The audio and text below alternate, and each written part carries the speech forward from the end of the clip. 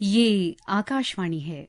प्रस्तुत है कार्यक्रम सुर्खियों में। इसके अंतर्गत सुनिए जनजातीय गौरव दिवस पर चर्चा। इसमें भाग ले रहे हैं राजनीतिक विश्लेषक अशोक टंडन। कार्यक्रम का संचालन कर रहे हैं स्पर्श सक्सेना।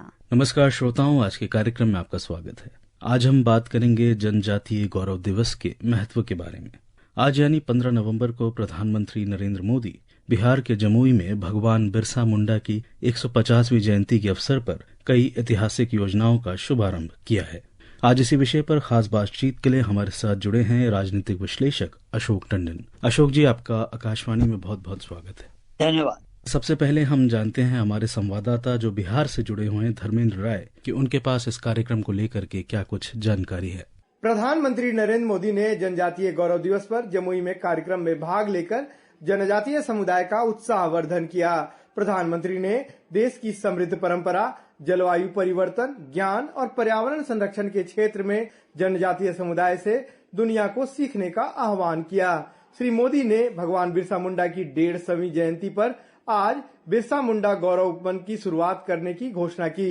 इसके तहत जनजातीय बहुल क्षेत्रों में एक उपवन लगाए जाएंगे। इसमें 500 से 1000 पौधे लगाए जाएंगे। उन्होंने कहा कि आदिवासी परंपरा में ज्ञान और कौशल का खजाना समाहित है। इसको आगे बढ़ाते हुए जनजातीय आयुर्वेद, लोक पद्धति की दवाओं से दुनिया को अवगत कराया जाएगा। इसके लिए विश्व स्वास्थ्य संगठन से भी सहयोग लिया जाएगा। प्रधानमंत्री ने जनजातीय उत्पादों के लिए शुरू की गई वन धन विकास केंद्रों को और उन्नत करने का संकल्प लिया। श्री मोदी ने कहा कि जनजातीय समुदाय से बड़ी संख्या में लखपति दीदियां आगे आ रही हैं। यह आदिवासी समुदाय को मुख्य धारा में जोड़ने का संकल्प को अभिव्यक्त करता है। धर्मेंद्र कुमार राय, आकाशवाणी समाचार, जमुई। अशोक जी, सबसे पहले हम आपसे जानना चाहेंगे कि जनजातीय गौरव दिवस का क्या महत्व है, क्या सिग्निफिकेंस है। हमारे श्रोताओं को इसके बारे में कुछ बताएं। देखिए, भगवान बिरसा मुंडा के बारे में दुर्भाग्य से कई वर्षों से कुछ बहुत ज्यादा न चर्चा की गई, न चर्चा होने दी गई। लेकिन पहली बार प्रधानमंत्री नरेंद्र मोदी ने इस दिवस की जो महत्व था उसको जानते हुए 2021 में हर वर्ष 15 नवंबर को भगवान बिरसा मुंडा की जयंती के अवसर पर जनजातीय गौरव दिवस मनाने की परंपरा का सूत्रधार किया था। तो ये जो है, ये जनजातीय समुदाय के प्रति सम्मान व्यक्त करने का जो ये निर्णय है, इसकी सभी ओर से सराहना की गई थी। तो इसी कड़ी में ये जो दिवस है ये हर साल मनाया जाता है। और इस वर्ष भी क्योंकि झारखंड में चुनाव हैं, तो इसलिए प्रधानमंत्री ने इस कार्यक्रम के सिलसिले में वो आज बिहार में गए और बिहार में उन्होंने कई कार्यक्रमों के बारे में हम जो जानकारी आगे चल के करेंगे, तो उसमें उन्होंने न केवल उनको अपनी श्रद्धांजलि अर्पित की। इस अवसर पर वो बिहार के जमुई में पहुंचे थे और 150वीं जयंती के समारोह की शुरुआत भी उन्होंने की। यानी अभी ये जो 150वीं जयंती की शुरुआत है ये वर्ष भर चलेगी। और आज सबसे एक जो रोचक प्रसंग हमने देखा कि प्रधानमंत्री ने वहां मौजूद जो कलाकार थे उनके बीच में गए और ढोल मंजीरा बजाया और पारंपरिक नृत्य प्रदर्शन के साथ उनका जो गर्मजोशी से स्वागत किया गया जी। तो उसके बाद फिर उन्होंने प्रतिमा पर पुष्पांजलि अर्पित कर नमन किया और नृत्य कलाकारों के साथ बातचीत भी की और जैसे मैंने कहा पारंपरिक ढोल पर हाथ भी आजमाया। तो आदिवासी नेताओं की ओर की जो आदिवासी नेता हैं उनकी मूर्ति भी उनको भेंट की गई। तो ये तो कुछ इस प्रकार के बड़े रोचक प्रसंग थे। लेकिन सबसे महत्वपूर्ण बात ये थी कि आज प्रधानमंत्री ने 6640 करोड़ की जो सौगात दी विकास परियोजनाओं का उनका अनावरण किया। इसमें आदिवासी कल्याण के लिए जो सरकार की प्रतिबद्धता है वो दर्शाई। अभी आपने जिक्र करा प्रधानमंत्री द्वारा लगभग 6600 करोड़ रुपए से अधिक की परियोजनाओं को उन्होंने उद्घाटन और शिलान्यास किया है। क्या कुछ प्रमुख परियोजनाएं हैं, इसके बारे में कुछ विस्तार से आप बताएं। देखिए, योजनाएं तो जैसे मैंने पहले भी कहा सामाजिक न्याय और उनके जो इनके कल्याण के प्रतिबद्धता के जो भी सरकार कहती रही है उसी कड़ी में ये कुछ योजनाएं थी। लेकिन उसमें जो जनजातीय समाज का अपनापन और समरसता जो हमारी संस्कृति और सभ्यता का आधार है उसके बारे में भी चर्चा की। और प्रधानमंत्री ने ये भी कहा कि जनजातीय विकास और कल्याण की जो यात्रा है उसको और तेजी की गति से बढ़ाने की तरफ भी ये योजनाएं काम होगी। और जनजातीय जो भाई बहन विकसित होंगे तो तभी तो देश भी विकसित होगा। तो इस कड़ी में ये जितनी भी योजनाएं थी जिनके बारे में हमने बात की, ये योजनाएं जो हैं, और इसमें प्रधानमंत्री ने इस अवसर पर जिन परियोजनाओं का उद्घाटन और शिलान्यास किया उसमें गृह प्रवेश समारोह, तो जनजातीय आदिवासी न्याय महाअभियान PM जनमन के तहत 11,000 घरों के उद्घाटन कार्यक्रम में भाग लिया। मोबाइल चिकित्सा इकाइयां यानी MMU जनजातीय क्षेत्रों में स्वास्थ्य देखभाल पहुंच सके उसको बढ़ाने के लिए PM जनमन के तहत 23 MMU और धरती आबा जनजातीय ग्राम उत्कर्ष अभियान यानी DAJGUA के तहत 30 अतिरिक्त MMU का उद्घाटन किया। जनजातीय उद्यमिता और शिक्षा 300 वन धन विकास केंद्रों का उद्घाटन किया। आदिवासी छात्रों के लिए 10 एकलव्य मॉडल आवासीय विद्यालय 450 करोड़ की लागत से और 25 अन्य एकलव्य मॉडल आदिवासी विद्यालय 1,110 करोड़ की लागत से इनका भी आधारशिला रखी। और अगर मैं इसमें एक और चीज जोड़ूं तो सांस्कृतिक संरक्षण, तो ये जो जहां मध्य प्रदेश के छिंदवाड़ा और जबलपुर में जनजातीय स्वतंत्रता सेनानियों के 2 संग्रहालयों तथा जम्मू कश्मीर के श्रीनगर और सिक्किम के गैंगटॉक में 2 जनजातीय अनुसंधान संस्थाओं का भी उद्घाटन आज हुआ गया। और बुनियादी ढांचा विकास के तहत PM जनमन के तहत 500 किलोमीटर नई सड़कों और 1,000 बहुउद्देशीय केंद्रों की भी आधारशिला आज प्रधानमंत्री ने रखी। कल राष्ट्रपति द्रौपदी मुर्मू ने देश को संबोधित किया।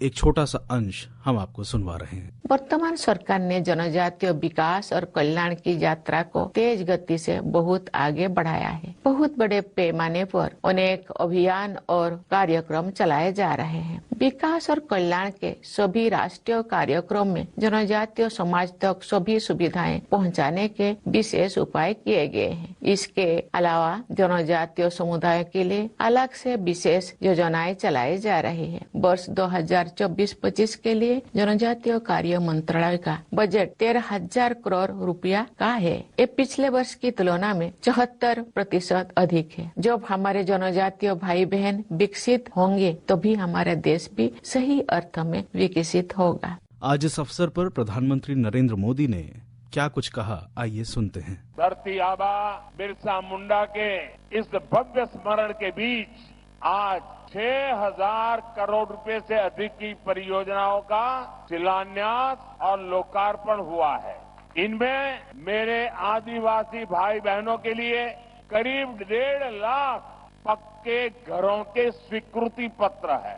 देश के 60,000 से अधिक आदिवासी गांवों के विकास के लिए एक विशेष योजना हमने शुरू की है। धरती आबा जनजातीय ग्राम उत्कर्ष अभियान। इसके तहत करीब 80,000 करोड़ रुपए आदिवासी गांवों में लगाए जाएंगे।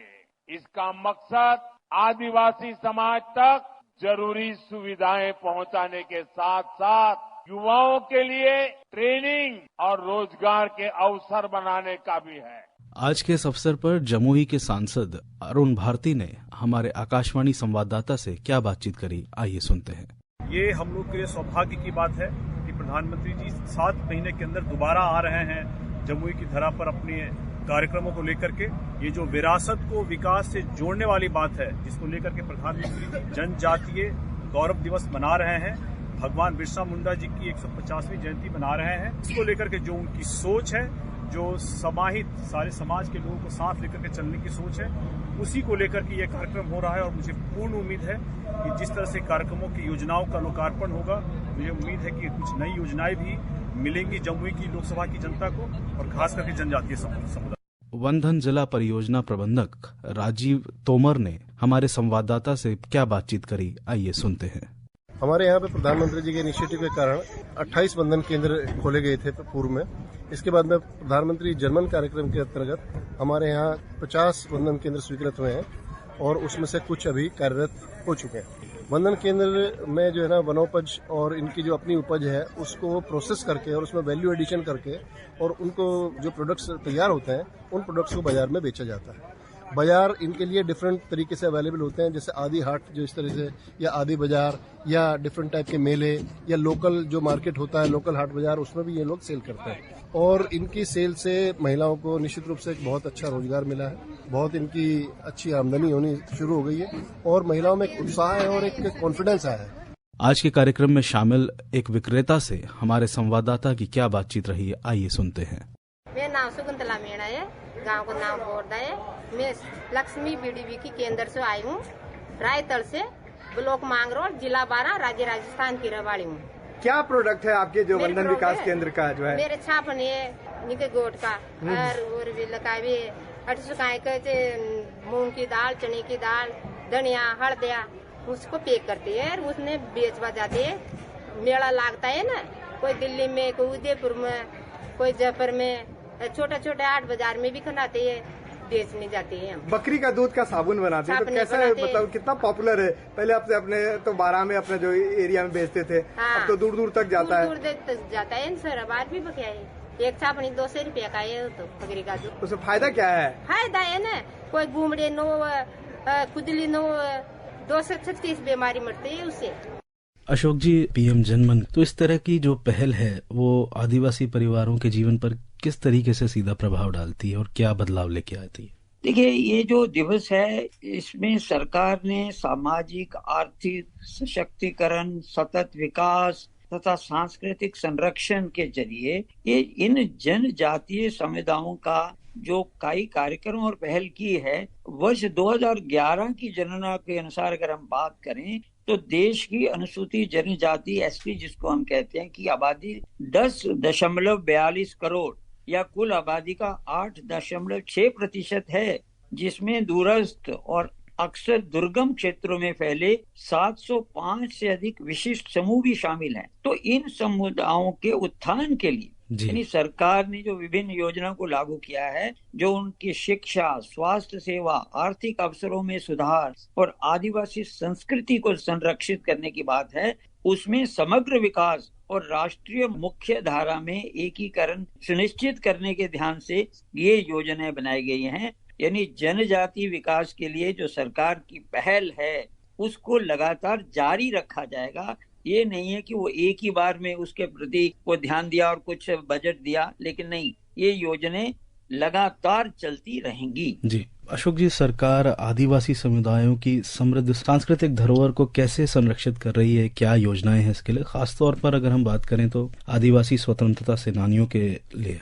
देखिए, अगर हम शिक्षा की बात करें तो ये जो कार्यक्रम चल रहे हैं, इन स्कूलों में 1.29 लाख आदिवासी छात्रों ने दाखिला लिया है। सरकार ने कुल 728 इस तरह के स्कूलों को मंजूरी दी है, जिसमें 440 नए स्कूलों को वर्तमान योजना के तहत स्थापित करने का भी प्रस्ताव है, जिसमें आदिवासी समुदायों के लिए गुणवत्तापूर्ण शिक्षा पहुंचने का विस्तार है। मेरा ऐसा मानना है कि जब शिक्षा का प्रसार होगा इन समुदायों में तो इनमें जागरूकता बढ़ेगी और इसी तरह से आदिवासी समुदायों को सशक्त करने के लिए भी शिक्षा और कौशल विकास पर भी ध्यान केंद्रित करते हुए सरकार विभिन्न छात्रवृत्ति और वित्तीय सहायता भी प्रदान कर रही है। अगर हम बात करें तो प्री मैट्रिक, पोस्ट मैट्रिक छात्रवृत्तियां दी जा रही हैं।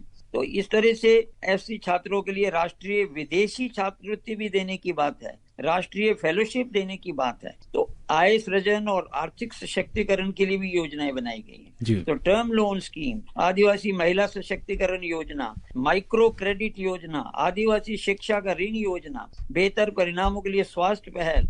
तो इस तरह से हम मिशन इंद्रधनुष की भी बात हमने कही हुई है सरकार ने। बिल्कुल। श्रोताओं, आज हमने बातचीत करी जनजातीय गौरव दिवस के महत्व के बारे में और सरकार की नई पहलों और विकास परियोजनाओं के बारे में। अशोक जी, आपका आकाशवाणी के साथ बातचीत के लिए बहुत बहुत धन्यवाद। धन्यवाद। अभी आप सुन रहे थे जनजातीय गौरव दिवस पर चर्चा। इसमें भाग ले रहे थे राजनीतिक विश्लेषक अशोक टंडन। कार्यक्रम का संचालन कर रहे थे स्पर्श सक्सेना। ये कार्यक्रम आकाशवाणी के समाचार सेवा प्रभाग द्वारा प्रस्तुत किया गया। इसे आप हमारे mobile app news on AIR और YouTube channel news on AIR official पर भी सुन सकते हैं।